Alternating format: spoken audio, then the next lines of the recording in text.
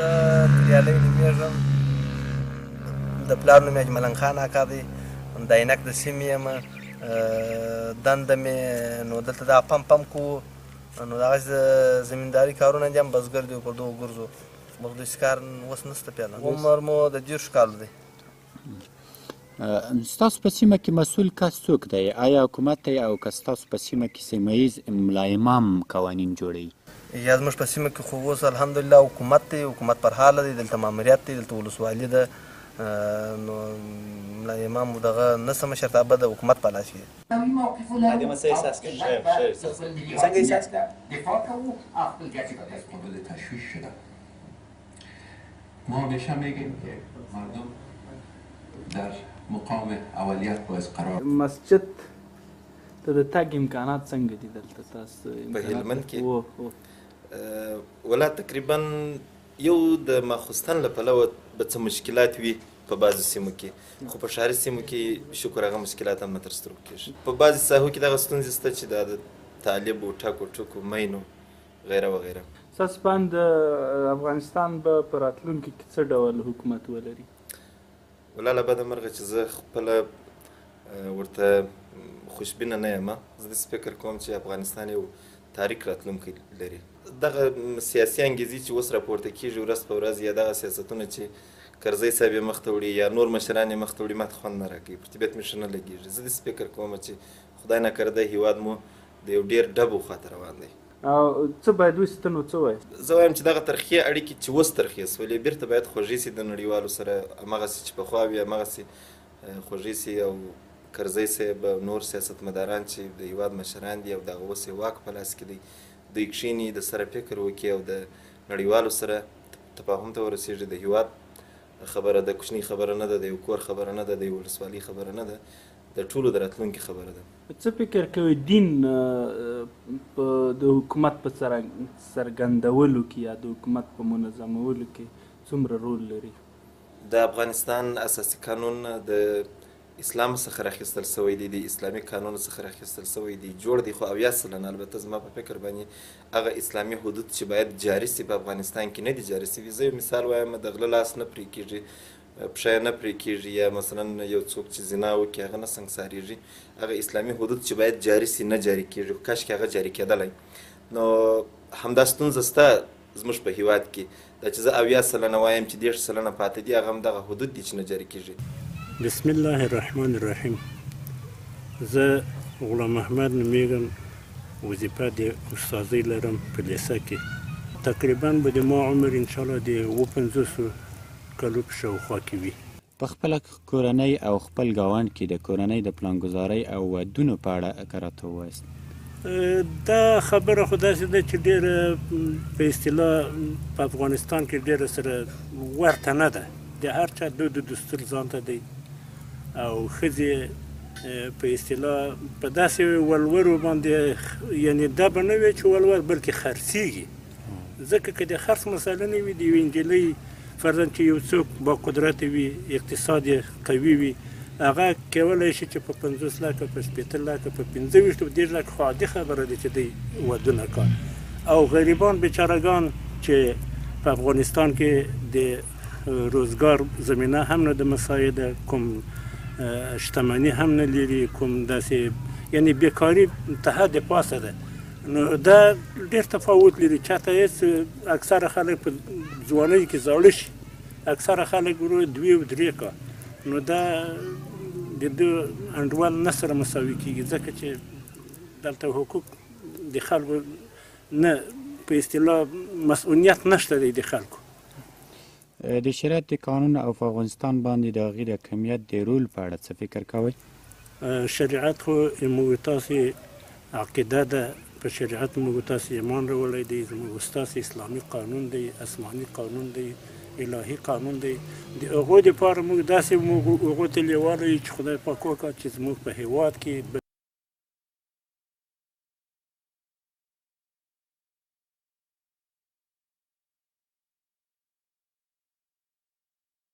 زما نوم محمد نادر بریا دی.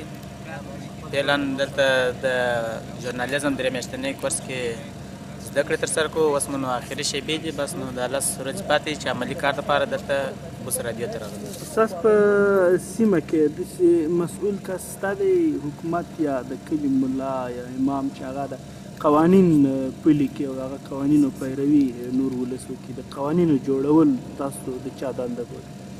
بله شته دی، د ملا امامان دي زموږ په کلي کې، او د دولت دی چې قانون پلي کوي، خلکو ته عامه پوهاوی ورکوي د رادیو له لارې، او د همدغسې د رادیو او عامه غونډې جوړوي چې خلکو ته د قوانینو د زده کړې یا هغه ورښیي چې دی.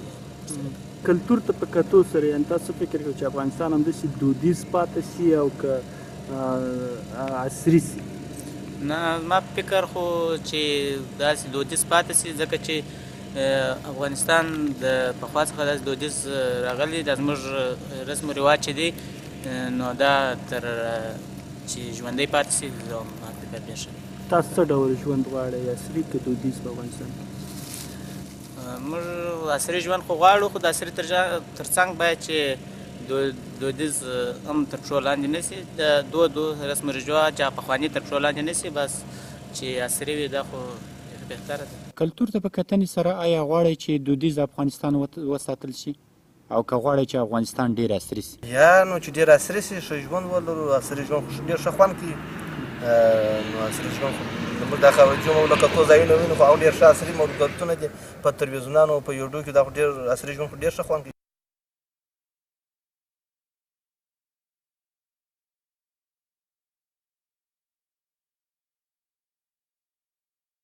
زما نوم پخپله محمد نبي دی چې اوس پیلن د هلمند ولایت د ناوې ولسوالۍ اوسېدونکی یم. پیلن د خرابې په مکتب کې خپله وظیفه د استادۍ وظیفه ترسره کوم.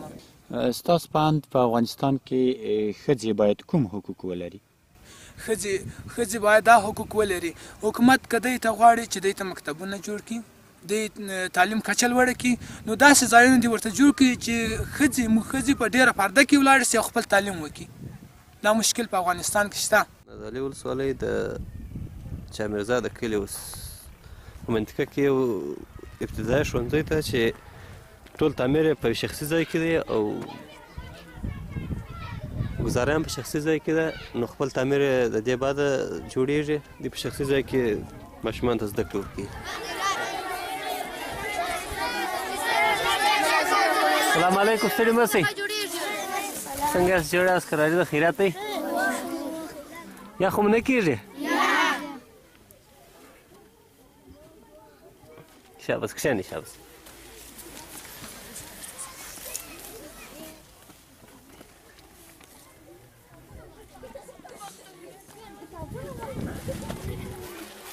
السلام علیکم. ستړي مه شئ. څنګه یاست؟ دا څوم صنف دی ګرانه؟ دوم صنف دی. څه شی وایاست؟ کتاب دې کښېږده ګرانه؟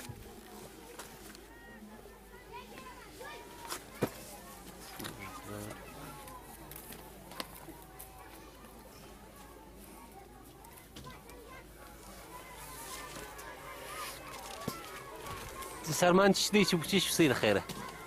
معلمان سه. ګرده معلمان سئ؟ نه انجینران نه ډاکټران هېڅ شی، ګرده معلمان سئ. خیره. او د نجونو د تعلیم په اړه تاسو څه وایاست چې نجونو د تعلیم حق څنګه دی؟ د نجونو د تعلیم حق لکه څنګه چې ما ورته اشاره وکړه د مخه چې په اسلام کې دا راغلي دي چې د علم زده کړه پر نر او ښځه فرض دی، هغه هم حقوق لري، خپل حق لري. یعنې هغه حقوق چې دوی ته اسلام ورکړي دي د اسلام له نظره هغه باید دوی خپل حقوق مثال موږ هغه حقوق دوی ته ورکړو تر څو دوی خپل هدف، خپل مرام، خپل مقصد ته په داخل د چوکاټ د اسلام کې ورسېږي خپل هدف ته. خپله په هلمند کې د نارینه او ښځو ترمنځ اړیکې څنګه دي؟ پوهنتون، مکتب او نور دغه شخصي کورسونو کې دلته اړیکې ډېرې ښې دي. بس په پوهنتونونو کې البته موږ خو لا پوهنتون ته در اوسه نه یو تللي، کوم چې موږ لیدلي دي اړیکې داسې د نرو د نارینهو او زنانهو د ترمنځ ډېرې ښې دي اړیکې. د نارینهو او ښځو ترمنځ اړیکه څنګه ده؟ د نارینهو د ښځو مابینځ اړیکه خو نو په یوه خاطر خو زموږ د مسلمانۍ په خاطر خو ډېره ښه ده چې ښه ژوند لري د مسلمانانو، چې مثال خاوند کوي دوی د نظره مخالفت نه کوي، نو ډېر ښه ژوند دی. او بل چې وګورو چې دنیا مملکتونو ته وګورو هغو ژوند عصري بیا موږ ته ښه خوند راکړي. په دې خاطر هغه زموږ ښځې عاجزي کولی هم نه شي چې دغه دی هغه بېسواده ښځې دي علم دغه نه لري داسې. ستا په اند په افغانستان کې د ښځو حقوق څومره ورکول سوي یا ښځې حق لري خپل حقوق غوښتلی شي؟ ښځه خو طبعا لکه انسان چې څونه نر چې څونه حقوق لري ښځو ته هم باید دغونه حقوق ورکړل شي. خو افغانستان متاسفانه هغه حقوق چې ښځینهو ته ځانګړي شوي دي هغه حقوق نه دي ورکړل شوي. په بعضې مواردو کې ښځې رټل شوي دي، وهل شوي دي، ډبول شوي دي د مړه د خوا څخه یا د کورنۍ د فامیل د خوا څخه. خو غوښتنه مې دا ده چې اصلا په اسلام کې حقوق هر اشخاص ته ټاکل شوي دي او هر شخص ته حقوق ځانګړي شوي دي. ښځو ته بې جلا حقوق ځانګړي شوي دي، باید ښځو ته هم حقوق ورکړي. په افغانستان کې د یوې نجلۍ ژوند د یو هلک سره څنګه پرتله کیږي؟ د نجلۍ او د هلک ژوند په افغانستان کې یو شان نه دی، ځکه چې د افغانستان بعضې عنعنات چې د پښتنو ته داسې عار معلومیږي. نو ډېر حقوق د نجونو چې دی په افغانستان کې د دغه د لحاظه د بین المللي قانون او د افغانستان د بعضې قوانینو د لحاظه تفاوت لري، ځکه چې هلکان کولی شي چې په خپله خوښه باندې تحصیل هم وکړه، فرضاً نامزادي هم اختیار کړه. خو نجلۍ ته په دې حقوقو باندې تر یوه اندازې پورې بندیز لګېدلی. بسم الله الرحمن محمد طاهر افشار یم او د پوهنتون کې محصل یم. اوسېدونکی د هلمند یم او عمر مې تقریبا 10 کاله دی. افغانستان کې ستاسو خپله چلند د نجلۍ او د هلک سره توپیر لري که یا؟ په سیمه ییزو سیمو کې هغه کلیوالي سیمې چې دي په هغو کې دا توپیر ډېر شته چې هلک ته ترجیح ورکول کېږي او نجلۍ ته ترجیح نه ورکول کېږي، د هغې غوښتنې نه منل کېږي. خو بیا هم په ښاري سیمو کې په هغو سیمو کې چې خلک د تعلیم سره د پوهې سره بلد دي او هغوی په دې برخه کې زده کړې کړي دي او کې مساوات شته، نر ښځې ته هلک نجلۍ ته مساوي برخې ورکول کېږي. زموږ خپله کورنۍ کې ماحول ځکه چې زه هم لوستی یم ماحول مې داسې جوړ کړی دی چې برابروالی ما راوستلی دی، هېڅ خاص فرق نشته.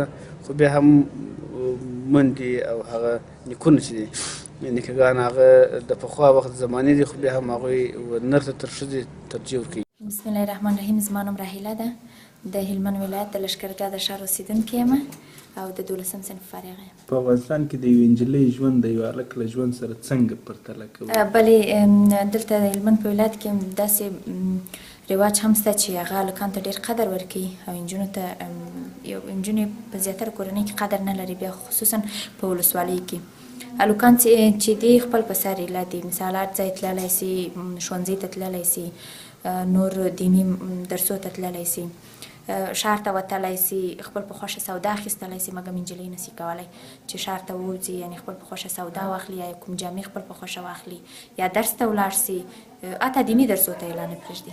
همدارنګه د حقوق په اړه یې نجونې خپل د حقوقو نه دي برخمنې او په حقوق کې درسونه هم راځي چې باید دوی ښوونځی ویلی وای او څه چې دوی کوم درسو ته چې ضرورت درلوده هغه ترسره کړی وای، کوم کارونه چې د دوی په خوښه وای. مثال د واده دوی خپل په خوښه واده نسي کولی، خپل د ژوند ملګری خپل په خوښه نسي انتخابولی. نو که یوه نجلۍ د یو هلک سره خوشحال وي چې واده ورسره وکړي، هغه په ډېرو څه نسي کولی چې مثال خپل کورنۍ ته ووایي چې زما دغه هلک خوښ دی. که خپل کورنۍ ته ووایي فکر نه کوم چې د قصده به هغه هلک ته په نکاح سي. په عادي ورځو کې مو ژوند څنګه وي؟ بلې موږ شکر دی زموږ کورنۍ ټوله باسواده کورنۍ ده او آزاد فکره یا روشن فکره کورنۍ ده. موږ زما خویندې زه زما اندرندې ټوله موږ درس وایو، ورونه مې هم همداشان او زموږ په کورنۍ کې د دې فرق نشته چې ته نجلۍ او ته هلک یې، دا فرقونه نشته زموږ په کورنۍ کې شکر الحمدلله. او موږ یو آزاده کورنۍ یو. دلته په هلمند ولایت کې د لښکرګاه په ښار کې یو پارک شته، د نجونو پارک دی، د ښځینه پارک دی چې د ملالۍ پارک په نوم یادېږي. د جمعې په ورځ هلته نجونې یا ښځې راټولیږي، کوم ملګري چې هلته راغلي خپل د جمعې ورځ همالته لمانځي، هلته راځي. که څه هم په دې پارک کې ډېره ابادي نشته خو بیا هم ښه دی تر یو حد یو اندازې پورې. او بله خبره ده چې موږ کوم خاص ورځ نه لمانځو، بېله اخترو، نور د واده محفلونه او سالګیره اوس لږ څه رواج سوې ده، د ماشومانو کلیزه لمانځو. د خپلې کورنۍ او ځان لپاره څه هیله لرئ راتلونکي کې؟ بلې په راتلونکي کې زه دا هیله لرم، خپل د 12 ټولګي څخه فارغه یم. په آینده کې مې پلان دا دی چې د حقوق پوهنځي ووایم او کوشش کوم چې زموږ کورنۍ ټوله باسواده او روشن فکره او ازاده کورنۍ واوسي او د دې فرق په زموږ په کورنۍ کې ونه سي چې دا نجلۍ ده دا هلک دی او همداشانې آزاد ژوند مې خوښېږي. زده کړو ته څومره ارزښت ورکوئ تاسو د یوې نجلۍ په صفت باندې؟ بلې زده کړه خو ډېره مهمه ده.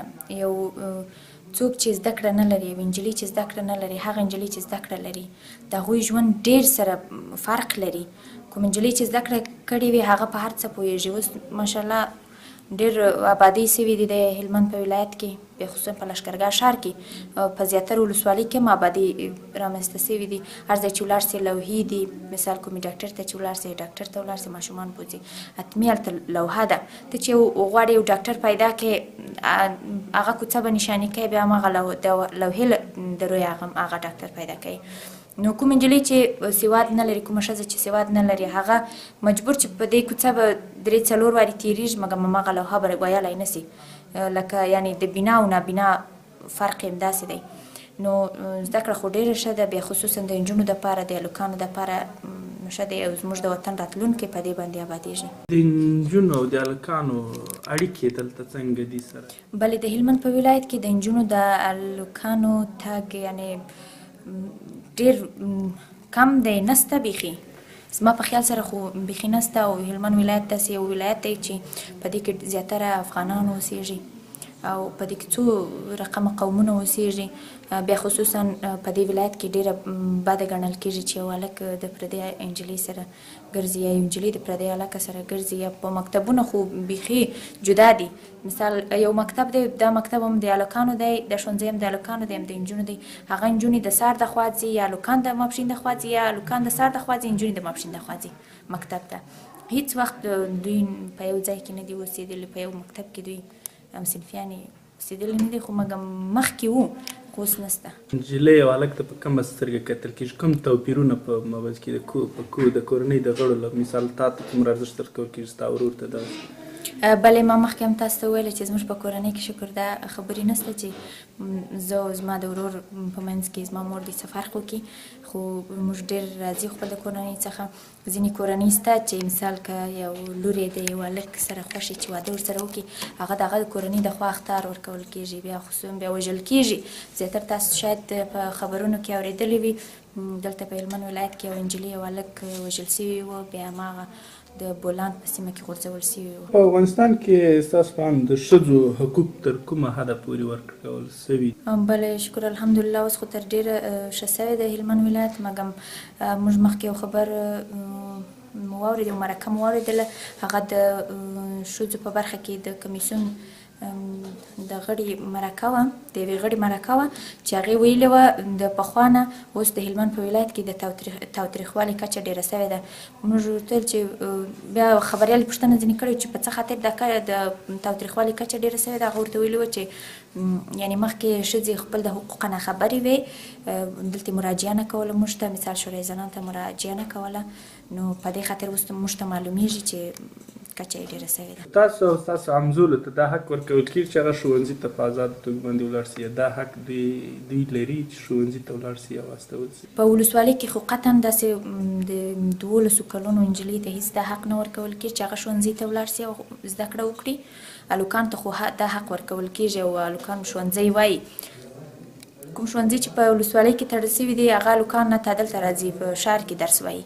مګر نجونو ته چې د 12 کلو ته ورسېږي، مثال 9 کلو ته ورسېږي، بیا هغوی ته دا حق نه ورکول کېږي چې هغه ښوونځي ته ولاړ سي او ښوونځی ووایي، لوسته وکړي. مګر په ښار کې بیا ښه دی، زیاتره نجونې مکتب ته ځي، اوس نو ډېر ځي مکتب ته او درس وایي، پوهنتونونه وایي.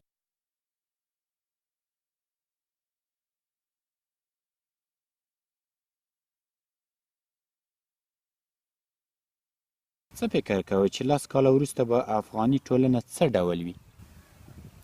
د اوس شرایطو چې موږ ګورو ډېره بښوي. ولې 10 کاله مخکې افغانستان اوضاع د افغانستان حالت ډېر خراب و. اوس بالحال د شکر ځای دی چې افغانستان دې اندازې ته رسېدلی دی.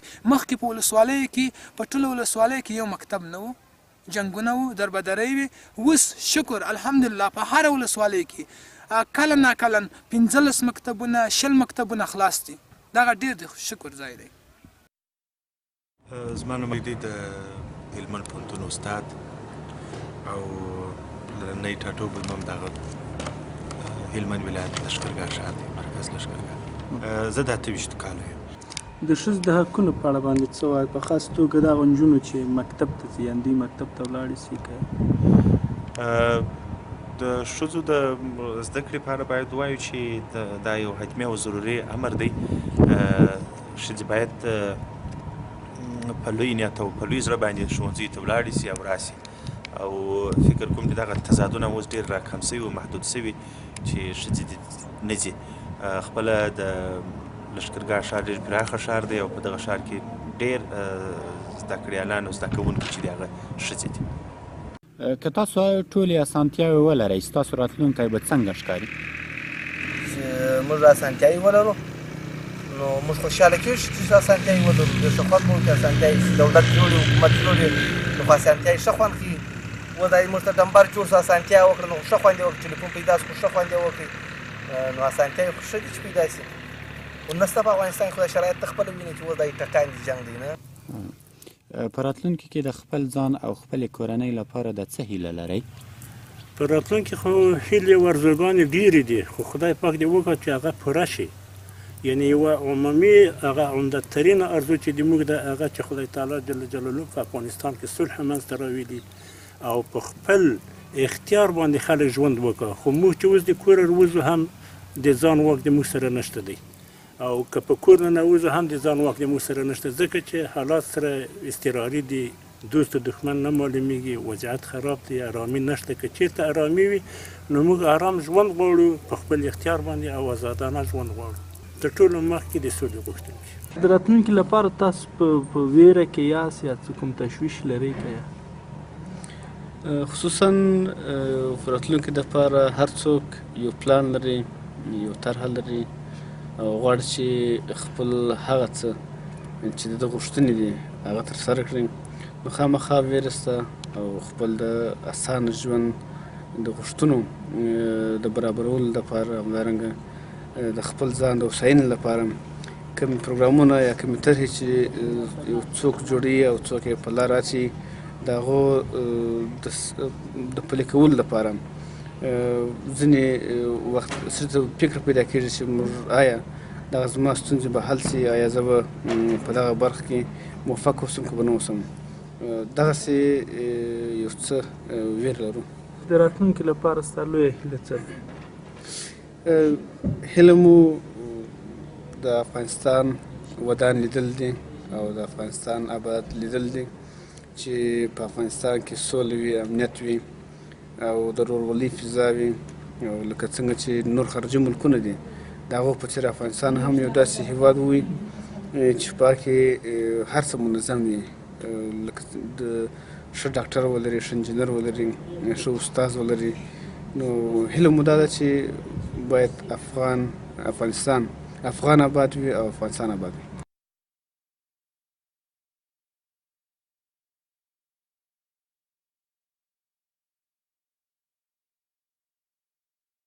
آیا ټکنالوژي ستاسو او ستاسو د کورنۍ لپاره څومره مهمه ده؟ زموږ لپاره خو ډېره مهمه ده چې ښه ده. نو ونه خو چې په اسانتیا خو نو د هغه د لرې ژوند څخه چې وځي موږ یې وینو، زموږ شناختګي چې په خارج کې هغه په انټرنیټ کې وینو نه، نو ټلیفون سره په تماس کې خو نو دا اسانتیاوې شته. نوم مې قدرت الله دی او 26 کاله عمر لرم. دلې په اراکوزیا پوهنتون کې محصل یم. کوم د شیان دي چې ستاسو ژوند اسانه کوي، ورځنی ژوند مو د یو څو شیانو نمونه واخلئ؟ زموږ ورځنی ژوند خو اصلا دفتري کارونه دي، سړی په یو دفتر کې مصروف وي، یا بل پوهنتون دی چې زده کړه ترلاسه کوو، او بل ملګرو سره ناست ولاړ، او خصوصا بیا د انټرنیټ زموږ ژوند ورځني بوختیاوې ډېرې دغه کړي دي اسانه کړي دي چې ورځ ډېر ښه په خوشحالۍ سره تېروي. د انټرنیټو د بوختیاوې موږ ته ډېر څه را زده کړي دي او د نړۍ سره یې وصل کړي یو، د دوستانو سره اړیکې نیولی سو، سکایپ د لارې، فیسبوک د لارې، ځینې نور داسې میسنجرونه او دغه دي کالر ایډیا دي چې اوس موږ د هرې نړۍ د هر ګوټ د هر دوست سره په انټرنیټ د لارې په مفته بیه خبرې کوو او زموږ ورځني ژوند ته بدلون ورکړی دی. دغه انټرنیټ عصري کړي او دغه انټرنیټ د لارې موږ نړۍ ته ګورو چې نړۍ پر څه حال ده او خپل حالات ته ګورو، نو بیا مقایسه کوو، نو کوشش کوو چې دغه نور نړۍ اسلامي نړۍ د هېوادونو سره خپل ځانونه عیار کړو.